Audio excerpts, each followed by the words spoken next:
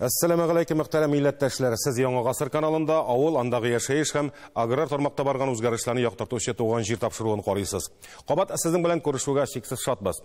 Вакыт дигәннәре аккан су кебек. Әле генә елны башлаган идек кебек, инде менә тәмамланып та килә. Гадәттә ел ахыры агызыгылардан туручан. Башкарасы эшләрне тәмамлыйсы, нәтиҗәләр ясыйсы дигәндәй, бала вакыттагы кебек яңа елга зур өметләр баглыйбыз. Ниндидер мөгъҗиза көтәбез. Ә көткән елыбыз гади генә булып килә дә, үтеп тә китә. Иң мөһиме, үзебезгә, якыннарыбызга, дус-иш таныш-белешләребезгә сәламәтлек, тынычлык теләк җәмәгать. Изге теләкләрне кабул була диләр бит. Бүгенге чыгарылышта узып баручы ел Татарстанның авыл хуҗалыгында нинди эз калдыра? Белгечләр бәяләмәсе. Апас районы алдынгыларын барлады. Уңыш бәйрәменнән безнең репортаж.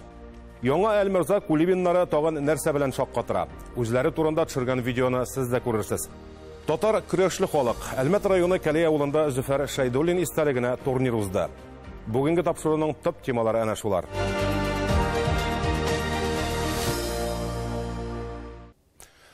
Узып баручы ел республиканың авыл хуҗалыгы өчен әллә ни уңышлы булмады. Җәйге кырауларын да, корылыгын да кичердек. Кукурузның бөртеккә суктырылганын да кушып исәпләсәк, 3,603,000 тонна икмәк җыелды. Терлек азыгында җитәрлек әзерли алдык кебек. Әмма алдагы елларда тупланган запаслар бу кышлатуда кулланылып бетәчәк дитерлекчеләр. Димәк, киләсе җәйне коры булмасын дип кенә телисе кала. Җәйге чорда сөтне сату бәяләре түбән тәгәрәсә дә, хәзер уңайланды. Сөт һаман да хуҗалыкларның төп крем чыганагы булып кала бирә. 2023 елда республика 2,1 млн тонна сөт сауды. Бу сан узган елгысына караганда 142,000 тоннага артык. Ит җитештерүдә үсештә. Тик менә икмәккә бәядә сорауда юк икәнен яхшы беләсез.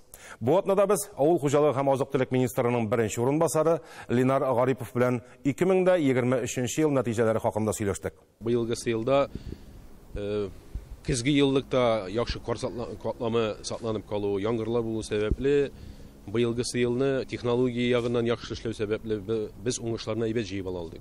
Быелгысында үзебезнең Татарстаныбызга җитәрлек дип әйтергә була быелгысында. Менә 3,6 млн тонна бертекле зерна җыеп алдык быелгысында. Сөтебезгә килгәндә 2,180,000 тонна сөт сау булачакбыз. Менә быелгысында показательләр ушундый нигә цифрларга килеп барабыз, Алла теләсә Алла бирсә. Шикәр чигендеренә килгәндә 1,630,000 тонна шикәр чигендер җыелып алды. Бу показательләр безнең быелгысында яхшы показательләр дип әйтәбез. Яз һәм җәй дәвамында күңелне борчыган сөт бәяләре дә бүген күтәрелү ягында. Алар кабаттан түбән тәгәрәмәсен иде инде. Хәзер хуҗалыкларыбызда сөтне мул саварга өйрәнеп бетте дияргә була. Бер сыердан савылган сөт күләме шуны дәлилли. Бер сыерга яхшы сыйфатлы рәвештә караш дип әйтәбез инде. Сыерларны дөресенчә тәрбияләү, дөрес иттереп үстерү, дөрес иттереп ашату, аларны киләчәктә менә дөрес иттереп содержаниесен бөтенесеннән тора барысы да. Әгәр бозауны дөрес иттереп үстергән вакытта дөрес иттереп үстерсәк, технологиялар тиешенчә таны әйбәт иттереп үз вакытында бозауга кала, бозаулаганнан соң яхшы иттереп сөт җыя башлый. Менә бүгенге елда да без 7700 белән bir sıyırga soğum süt bilen tamamlarga җыенабыз. Үзебезгә шундый тарафлар куйган, менә шушы тарафларга ирешәбез. Узып баручы елда ирешкән уңышлар да, хезмәт күрсәткечләре дә начар түгел дидек. 2024 елга исә Татарстан Республикасы рәисе тарафыннан да аграр министрлык ягыннан да саллы бурычлар куела. Яңа елда да алга куелган максатларга ирешергә ясын дип телик. Теләкләргә килгәндә безнең авыл хуҗалыгына да һәрбер тармакта эшләүче кешеләребезгә үзебезнең инвесторларыбызга, авыл хуҗалыгында эшләүче халкыбызга, барысына да министрыбыз исеменнән чын күңелдән рәхмәт әйтәсем килә да. Без бүгенкендә алар эшләмәсә, алар бүгенкендә көч куймаса шушы тарафларда мондый нәтиҗәләргә ирешеп булмашы иде. Шуңа күрә һәрбер эшләгән кешебезгә бик зур рәхмәт. Киләчәктә дә зур эшләргә ирешеп эшләргә насыйп булсын, нәтиҗәләребез әйбәт булсын киләчәктә дә. Шушы нәтиҗәләребезнең рәхәте, бәрәкәте үзебезгә насыйп булып, тыныч дөньяларыбызда исән-сау, исән-имин киләчәктә дә яшәргә, матур итеп яшәргә насыйп булсын. Барыгызны да яңа еллар белән.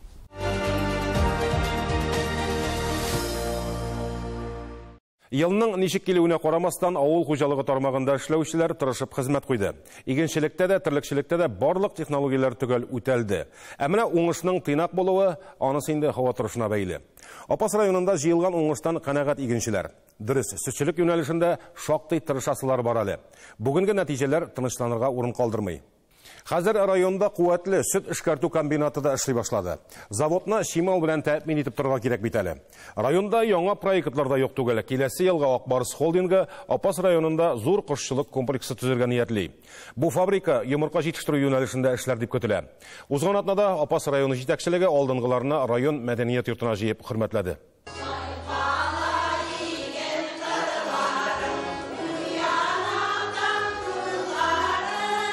Килгән кунакларны Апас мәдәният йорты үзешчәннәре әнә шулай җыр-моң белән каршы алды. Икенче залда районда җитештерелгән товарларны күрергә, кайберләрен авыз итеп карарга да мөмкин иде. Монда да иң беренче рәттә йомыркалар җыелмасы урын алган. Замана белән бергә атлаумы бу, яки башка төрле сире бармы?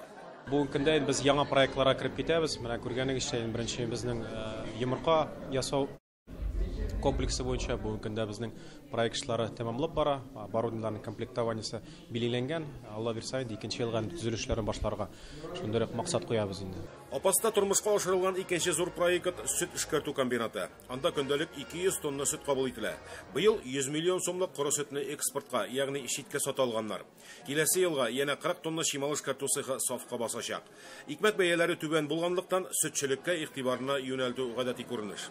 Себабарут буенча да безнең тагын бер тапкыр акырылап сөйләшү эшләрен алып барып, ничектер менә үсенчелектә эффективнырак, майлырак культураларга күчеп, эффективность арттыру буенча эшләп барырга дигән максат куябыз инде.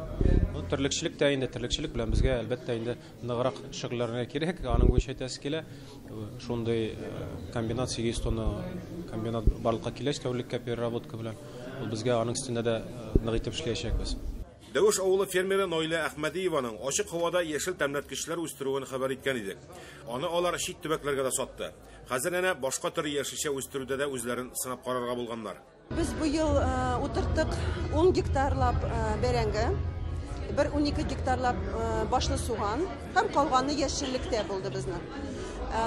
Шу нәрсә дип әйтим, уңышка килгәндә уңышлар яхшырак булыр дип көткән идек. Ну, август айлары бигрәк кыры булды, шуңа күрә бәрәңгеләребез дә әзрәк үсмәдеме? Шуңа күрә булганнан шөкер урнаштырдык, аларны да 120 тонна чамасы уңыш булды. 120 тонна шәшүлек бәрәңгесе салып куйдык. Фермер 2019 елда грант отып, кышында теплицаларда яшел тәмләткечләр үстерә башлаган иде. 30 градуслы салкыннар да үсемлекләргә зыян салмады дип шөкер итә Наилә. Чөнки яшеллек ул җәй буе бирә торган табыш, выручка. Ә бәрәңге ул көзгә була торган выручка. Көзгә бит инде яшеллекләр, укроплар бетә бара. Ә бәрәңге инде спроста булгач, без аны шуның белән выручка ясыйбыз. 32 еллык тәҗрибәсе булган умартачы Айрат Таһиров та үзе җитештергән продукцияләрен алып килгән. Элеккеге кебек бал сату гына әллә ни табыш китерми хәзер. Умартачылыкның барлык төр товарын тәкъдим итәргә туры килә ди Айрат абый. Кыртларның продукциясе бал гына түгел бит. Монда күрсәгез, монда propolis та бар, перга да бар. Ләкин аларга бик нык игътибар бирмидер. Хәзер аларның файдалы үзенчәлек яклары бик ачылды. Шуның өчен күп кеше аның нәрсә икән белә, интернет заманы кирип карыйлар, исем табалар да, актаралар, табалар, изләнәләр. Файдасын күрәләр. Күп кеше именно балга карый әле, перганда алатышы. Быел да бал уңышы мулдан булды ди тәҗрибәле умартачы. Агулану очраклары да күзәтелмәгән. Аңлашып эшләүнең нәтиҗәсе шулдыр инде мөгаен. Аллаһка шөкер, районда бу мәсьәлә шактый нык күтәрелде. Агрономнар белән уртак тел табып киңәшләшеп эшлибез. Рәхмәт руководствога, умартачыларның гызырларын игътибарга алалар. Апас районы алдынгыларын тәбрикләргә якташлары 30 ел гомерен шушы җирлектә хезмәт куйган Тат Агрохим җәмгыяте җитәкчесе Наил Гобайдуллин да кайткан иде. Гомумән Апас районы анда әйтергә кирәк эшчән халык. Ул һәр вакытта тырыш һәм инде гомер буе менә ничә еллар буе монда эшләгәндә без гомумән беләсез, Апас районы иң зур күрсәткечләр буенча ул терлекчелек мәсьәләсендә булсын, ул үсемчелек мәсьәләсендә булсын, ул һәр вакытта да беренче рәтләрдә булып матур гына итеп эшләп килде. Һәм инде шушы традицияларга кереп, матур гына итеп алдынгы рәтләрендә басып, һәм үзенең болған алдыңғы рәтләрен алырга тиештер дим. Бүгінгі бәйрәм тантанасында сәхнә биеклегенә күтәрелеп бүләк алучылар шактый иде. Кемгәдер Россиянең атказанган авыл хуҗалыгы хезмәткәре исеме бирелсә, икенчеләр аграр министрның рәхмәт хатларына лаек булды. 1986 елдан бирле төрле хуҗалыкларда хезмәт куйган Фаяз абый бу бүләккә лаек булуда һичшиксез тырыш табар авылы халкының уртак хезмәте ята дигән фикердә. Хәзер заманалар үзгәрде, җитәкчеләргә дә җиңел түгелдер. Барысын да санап, исәпләп хәл итәргә туры килә. Җитәкчегә бүгенге көндә кыенлыклар бик каты теге ничек дип әйтергә кирәк. Финансы яктан шул моны бәяләр тигез булмаган вакытта, например, сез бөтенегез беләсез, Кибеттәге су бер волжанка ничәсен тора. 7 тора. Шуның бәясендә актык җилларда моны хәй күтәргәннәр. Кибеттә бәяләр, Солярканың бәясе 500 сум. Ничек шуны ничек бергә берләштереп, шуны вакытында налогын да түләргә кирәк, вакытында зарплатасын да түләргә кирәк. И тем более жагылып тоже кыйбат, ашлама игенгә караганда кыйбат, ну бергә эшләгән вакытта бөтенесен бергә кушып, җиңеп чыгып була. Иске Юмралы авылы фермеры Рушан Мифтаховның да күңеле күтәренке бүген. Алар фермер хуҗалыгын әтисе белән икесе оештырганнар. Бүген атлар да нәселне таналарда үрчетәләр. Biz аны үрчетәбез һәм сатабыз. Бездән алалар терекилеш алып, күп хуҗалыклар үзләре үстерәләр, үзләре үрчетергә дип алалар. Анардан соң нәселле тукымлы атларыбызны айгар яки нәселне үстерү өстендә эшләүчеләр алып китәләр бездән терекилеш. Анардан соң безнең алалар ит ичендә үстерәбез. Итләтә сугым өчен тырышабыз. Ит белән тәэмин итәргә. Районда эшләүче төп инвесторларның берсе Акбарыс холдингы. Быел барлыгы 98 мең тонна икмәк җыелса, шуның 72 мең тоннасы Апасмол агрофирмасының өлеше. Үзем мин Балтач районында туып үссәм дә, хәзер шушы якларда 43 ел буе служить итәм дигән кебек инде. Аллага шөкер. Әйе. Аллага шөкер. 20 ел сельхозхимиядә эшләдем. Хәзер 18 ел шушы агрофирма берләшмәсендә бухгалтерия системасында эшлим. Коллективларыбыз бик әйбәт, җитәкчеләребез әйбәт. Эшли белсәң, каяда яшәргә була, яшәп тә була, эшләп тә була. Хезмәт хакларында вакытында биреп баралар. Аллага шөкер, бер кешегә зарланыр урын юк. Көзге яңгырларда Апас районы кырларыннан ничек итеп шикәр чөгендере ташыганнарын күрсәткән идек. Бүген бу эшне тәмамлаганнар. Барлыгы 120 мең тонна татлы тамыр бу шикәр заводына узатылган. Безнең кырларда бөтен шикәр чөгенде җыеп алынган, шуның өчен тутты күңел тыныч, тутырылып әйтә алабыз. Бүген көндә кырларда эшләр беткән дип, шуның өчен бәйрәмнең дә көнен менә бүген көндә билгеләдек. Чын күңелдән барыгызны киләсе яңа еллар белән котлап, исәнлек, саулык телим, киләчәктә тынычлык булсын, койган максатларга ирешергә ясый.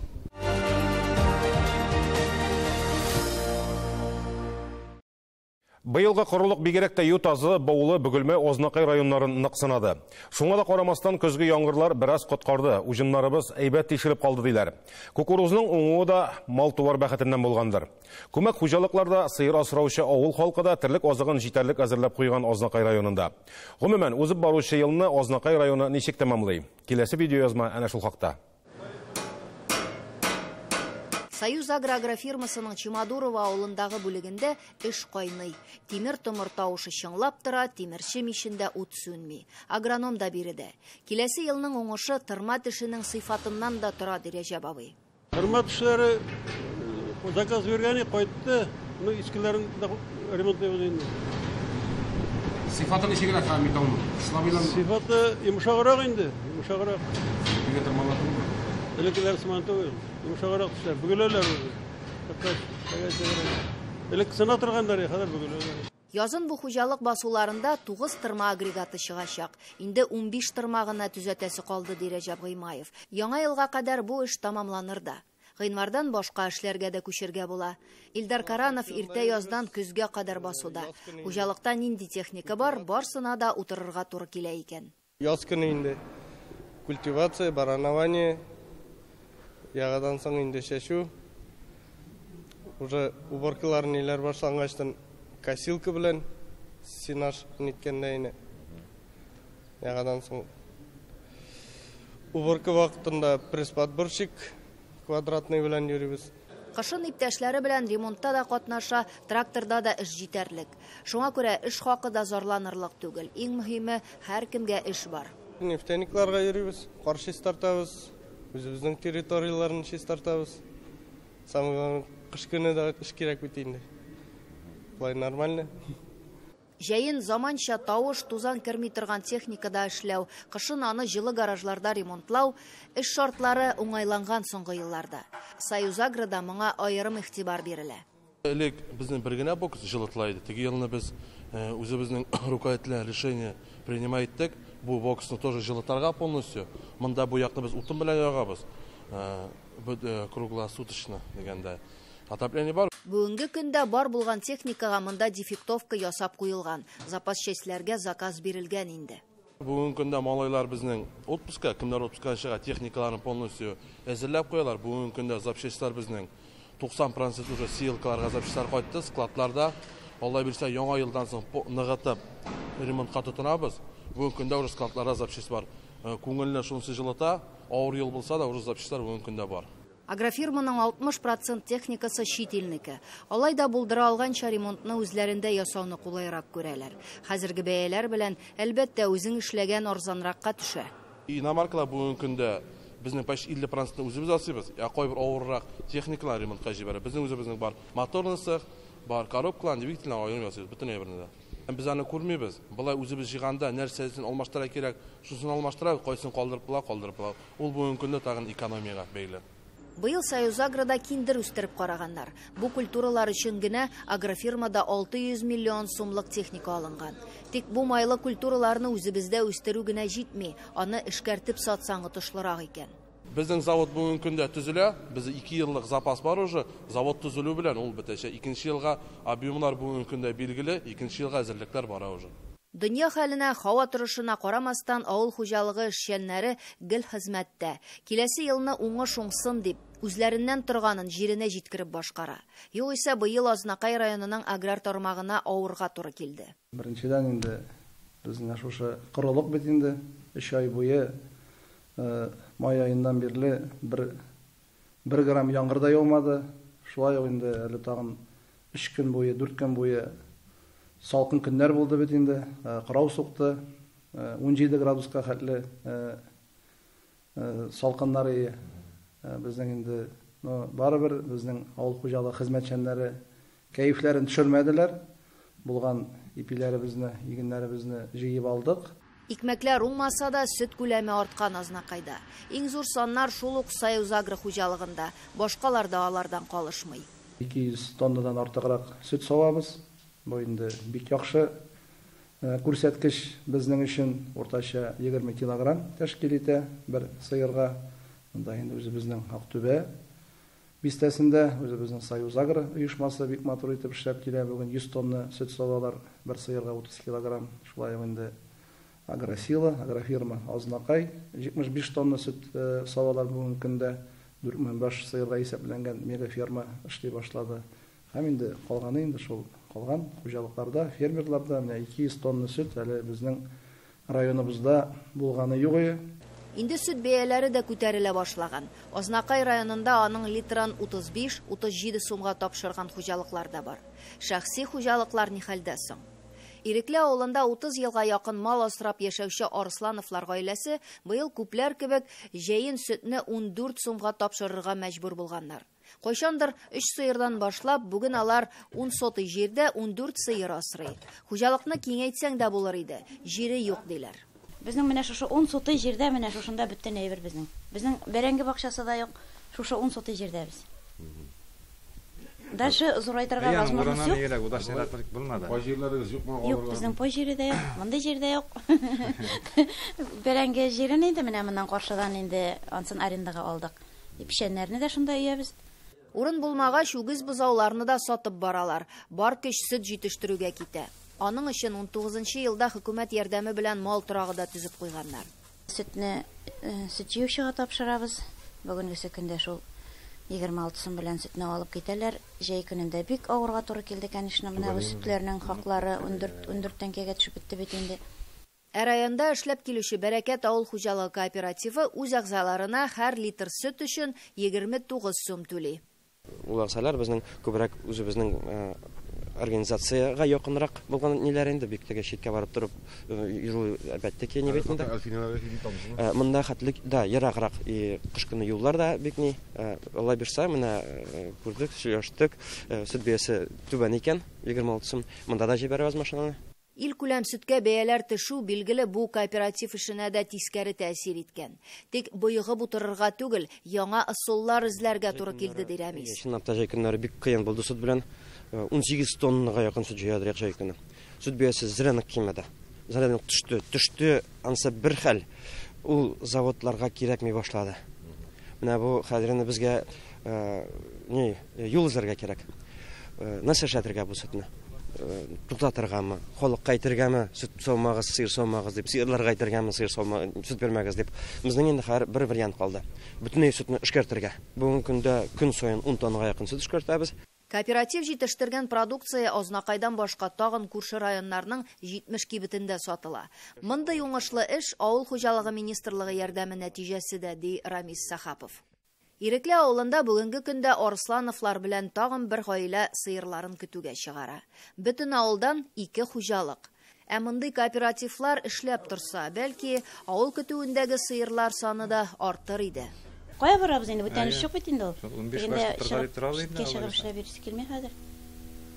Да, үзеңдә. Шулай, Иртән 4-тә торабыз инде без, 4-тән аяк өстендә. Ул бер кирәк биткәчтән алар белән караганда интересно да ул. Бирәй бишендә көтүдә мәшкилә. Мин тәгә үзем ни дип әйтмим инде. Гармон атлары гармонна уйнап чаклар бар. Көтүдә алар тыңлап торалар кыйбырлар килеп. Шул хәтле менә интересно бар менә. Хәзер көтү инде, хәзер электропосту. Аллага шөкер.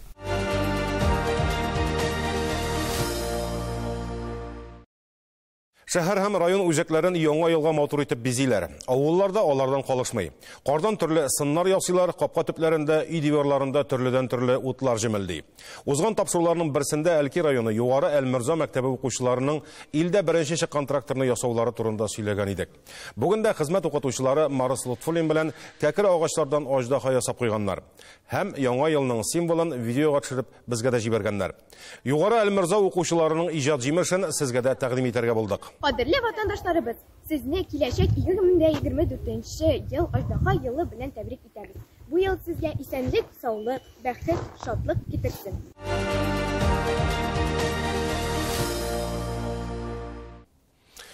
Әлмәт районы Кәләй авылында күркәм традициягә әверелгән милли көрәш турнир узды. Ул илебез һәм республикабызның атказанган авыл хуҗалыгы хезмәткәре Зөфәр Шәйдуллин истәлегенә үткәрелә. 13нче республика турнирын ачу аның мемориал тактасына канафир чәчкәләре салу белән башланды. Зөфәр Шәйдуллин истәлегенә оештырылган митингта җаваплылык, максатчанлык, кыюлык кебек сыйфатларны берләштергән, халык өчен дип яшәгән кешене җылы сүзләр белән искә алдылар. Барыгызга да бик зур рәхмәт, хөрмәтле туганнар, дуслар. Кәләй авылы халкы ярдәм итмәсә, бердәм булмаса, шундый уңышлар да булмасын. Шуңа күрә Кәләй халкына зур рәхмәтебезне җиткерәбез. Яшүсмерләр арасында узган республика турниры 200-гә якын келәм батырын җыйды. Көрәшчеләр 11 район данын яклап чыгыш ясады. Үсмерләргә ирләр булырга ярдәм итүче спорт түре көрәш дип биредә җыелган өлкән буын вәкилләре. Балалар чиста матур көрәш күрсәтә, осталыкларын арттыра. Шул ук вакытта милли көрәшне суындырмый һәм сүндерми. Командалар арасында Әлмәт көрәшчеләре беренче, Азнакайлылар икенче һәм Актаныш командасы 3нче урынны яулады. Занимаюсь 4 года. В общем, борьба мне нравится, потому что она мне дает силы. И мой любимый вид спорта – это борьба. Никогда не поменяю. Мне нравятся кубки и медали. Мне нравится выигрывать людей.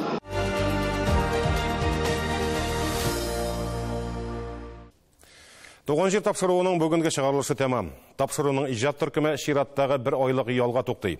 2024 елның 2 февралендә очрашырбыз.